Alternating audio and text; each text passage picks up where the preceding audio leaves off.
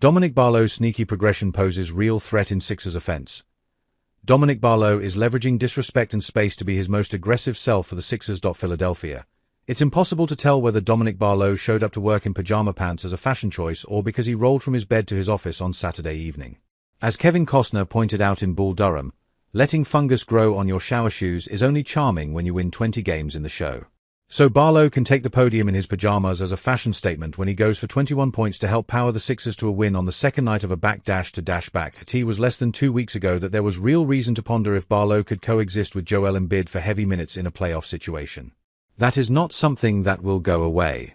Barlow, the acting power forward, is taking jump balls even when Embiid is available.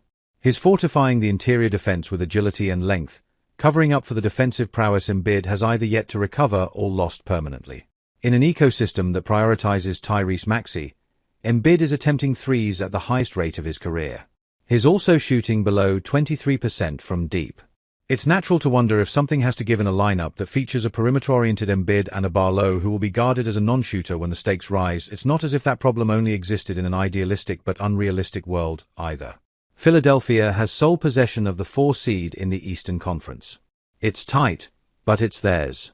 They are 2 games up on the play-in tournament. The Sixers are 6 games above the play-in line. If things continue in the direction they're trending, the Sixers were going to have to make a real decision about how to bolster a lineup that featured an inefficient Embiid while also not taking away from the defensive help Barlow has provided. Would that entail a trade for a spacing power forward? Would it require shuffling lineups? That was a valid topic to ponder very recently. Barlow would catch the ball and be left wide open with his feet beyond the arc.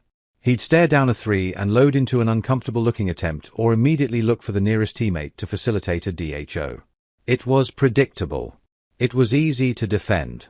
Frankly, it was dangerous for the offense. If Barlow was going to catch and not even so much as look at the basket before pivoting to someone to come help, his defender could play up and blitz the ball on the transfer. But Barlow has changed his approach.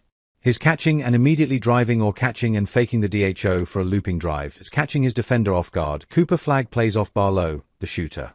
But he's flat-footed and upright against Barlow, the driver.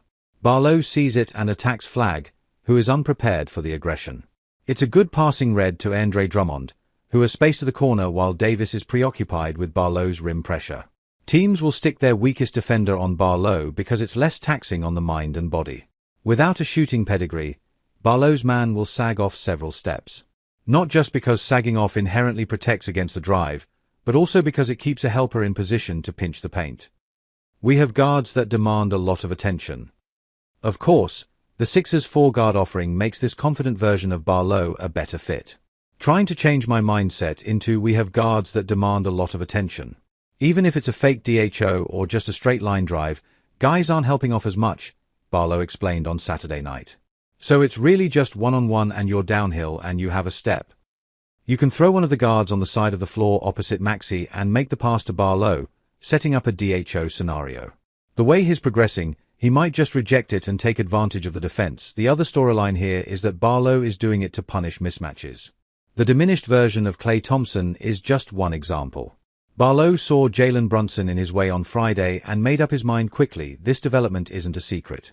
Barlow will tell you that positive reinforcement has helped make him a believer in his own abilities and decisions. Confidence and mentality are definitely a thing. My coaches tell me to be aggressive. I'm kind of always thinking second action.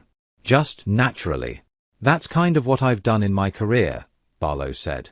Barlow has rationalized the situations he'll be in when those passes come his way. He understands that he controls the outcome, and, therefore, he's simplified his job. It's just one-on-one. So, I'm an NBA basketball player so I can finish a layup at the rim if I beat my man.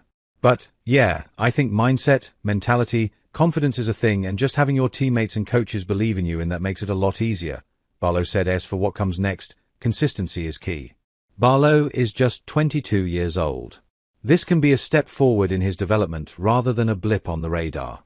The playoff issues that emanated from Ben Simmons being a non-shooter were a different basketball context than this one is.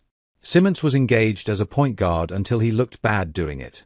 Then he accepted sitting in the dunker's spot because it was out of the spotlight and less likely to put him at the foul line. But when his fears kicked in, he froze. As the lead ball handler, that meant the offense froze. Barlow is never functioning as a lead ball handler in any environment with this group. If he freezes dead in his tracks, the offense keeps going. And unlike with Simmons, this progression involves leveraging disrespect to find opportunities to be aggressive. Barlow is seeking spaces and attacking gaps, making his man pay for backing off. If Barlow keeps doing it, maybe they'll start selling pajama pants around the concourse in Xfinity Mobile Arena.